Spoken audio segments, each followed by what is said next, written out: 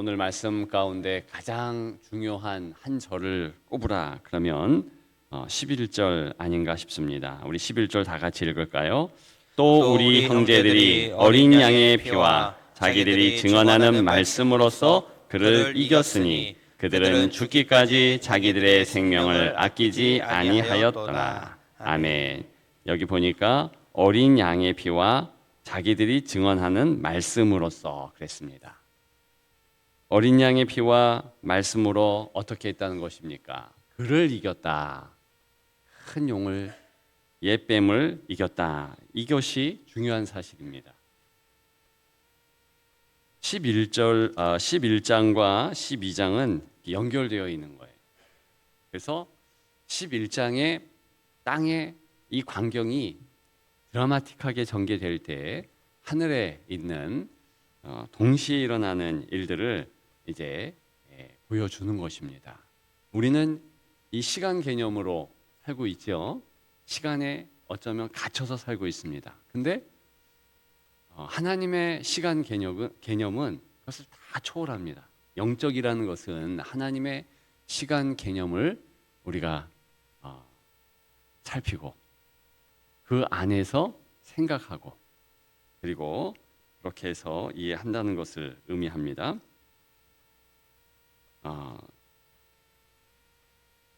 1절에 보면 여인이 이제 나타나고 있습니다. 2절에 보면 이 여인이 아이를 베어 해산하게 되매 아파서 애를 쓰며 부르짖더라.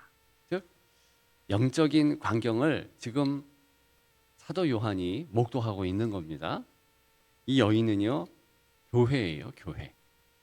다른 것이 없습니다. 왜 그러냐 하면 처음부터 끝까지 이 사도 요한에게 가르쳐주는 메시지는 교회여 힘내라. 내가 교회 사이에 있다. 교회를 붙잡는다. 성도를 붙잡는다. 능력으로 함께한다. 고난의 때에 주시는 말씀이잖아요. 동일한 메시지입니다. 그러면서 이 교회가 우주적 교회가 그리스도 메시아에 대한 내용을 오늘 이제 담고 있는 것입니다. 깨닫게 되고 알게 되고 그래서 그 하나님 아버지께서 힘주시고 능력으로 이제 함께 하시는 교회의 모습. 근데 참 신비롭죠? 아파서 애를 쓰며 부르짖더라. 그러면서 드디어 아이를 낳게 됩니다. 남자라 그랬습니다. 5절에 중요한 내용이 담겨 있지요. 다 같이 읽습니다. 여자가 아들을 낳으니 이는 장차 철장으로 만국을 다스릴 남자라. 그 아이를 하나님 앞과 그 보좌 앞으로 올려가더라. 아멘. 자, 그러면서 6절에 여인은 광야로 도망했다. 그러면서 7절과 8절 참 중요한 내용인데 다 같이 읽습니다. 하늘에 전쟁이 있으니 미가엘과 그의 사자들이 용과 더불어 싸울세 용과 그의 사자들도 싸우나 이기지 못하여 다시 하늘에서 그들이 있을 곳을 얻지 못한지라. 아멘. 자, 예수 그리스도께서 십자가에 달려 돌아가실 때 우리 한번 생각해 보십시다. 그 시간은 몇 시간이나 됩니까? 이 땅의 시간으로 보면 단 1회적이고 그것은요 3일 정도 걸리는 시간이죠. 어려움을 당하고 그래봤자 3일밖에 안 됩니다. 그런데 영적인 시간은요 이것이 계속 무한 반복. 저와 여러분들이 연결되어 있는 것을 우리가 오늘 본문을 통하여 알게 됩니다. 그러니까 시간, 이 인생의 물리적인 시간을 초월하고 그리고 온 우주와 영적 세계의 내용을 지금 담고 있는 것입니다. 그래서 지금 과거형으로 배웠잖아요. 하늘의 전쟁이 있었다. 예수님이 십자가에 달려 돌아가실 때 바로 이 메시아의 역사가 일어나는 그때에 큰 전쟁이 있는 겁니다. 물론 이 전쟁은 하나님 편에서 보면 아무것도 아니고 허락된 전쟁이지만 우리 편에서 보면 이건 엄청난 역사가 일어난 거예요. 예수 그리스도의 피보혈을 생각해 보십시오. 그 피보혈 때문에 우리가 승리할 수 있고요, 의지할 수 있고요, 그 피보혈 때문에 우리는 하나님의 자녀가 비로소 되는 것입니다. 이것 없었으면 아무리 우리가 어떻게 한다 할지라도 이길 수 없는 거예요. 옛밤을 이 사탄 누가 이겼습니까? 바로 어린 양 예수 그리스도께서 이긴 것입니다. 그래서 승리의 선언이 9절에 나오죠. 다 같이 읽습니다. 큰 용이 내 쫓기니 옛뱀 곧 마귀라고도 하고 사단이라고도 하며 온 천하를 꿰는 자가 그가 땅으로 내 쫓기니 그의 사자들도 그와 함께 내 쫓기니라. 아멘. 자, 예수님께서 십자가의 피보혈로 우리를 위하여 죽어주셨을 때, 그리고 부활 승천하셨을 때, 그것을 이제 영적인 내용으로 보게 되면 사단이 실패한 거예요. 완전 진 겁니다. 그런데 오늘 이 표현을 보면 이것은 과거형이에요. 그리고 분명히 진 건 맞습니다. 근데 잔당들이 남아 있어요. 어디로 옵니까? 땅으로 왔다. 그렇게 말하고 있습니다. 그래서 잠시 공중 권세 잡은 자, 땅의 권세 잡은 자가 이 땅에 있는 겁니다. 그런데 이긴 겁니까? 지금 패배한 잔당일 뿐입니까? 패배한 잔당일 뿐이에요. 아무것도 아닌 거예요. 그렇기 때문에 우리는 견디고 그리스도의 이름을 부르고 나아가면 이 잔당들은요, 지레 겁먹고 도망갑니다. 한 길로 왔다가 7길로 도망가요.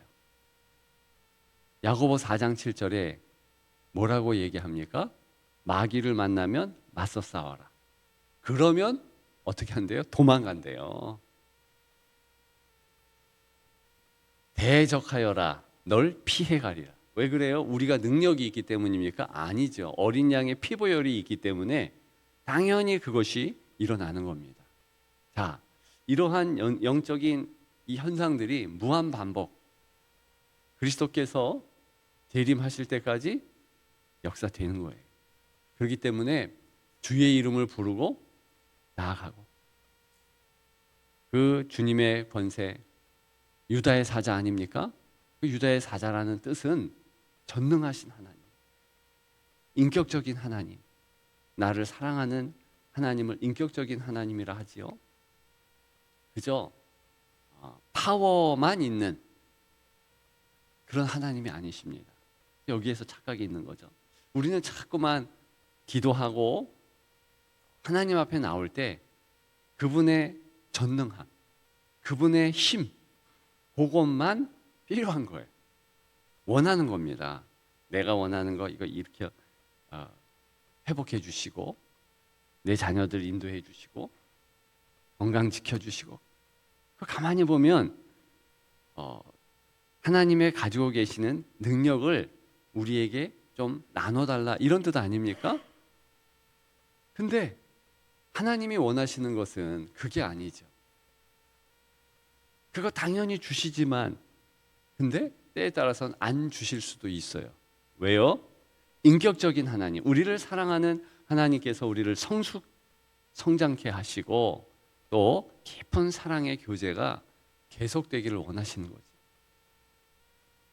그래서 우리의 핀트가 이제 조금 맞지 않는 거죠. 우리의 원하는 것이 다른 거죠. 우리 차원이 아니라 하나님 차원이 있는 것이죠. 그래서 이 여자가 도망을 갔잖아요. 6절에 다 같이 읽습니다. 그 여자가 광야로 도망하매 거기서 1260일 동안 그를 양육하기 위하여 하나님께 예비하신 곳이 있더라. 아멘. 자, 1260일 무슨 의미라고 그랬습니까? 이게 바로 3년 반이에요. 일수로 계산하면 1260일이죠.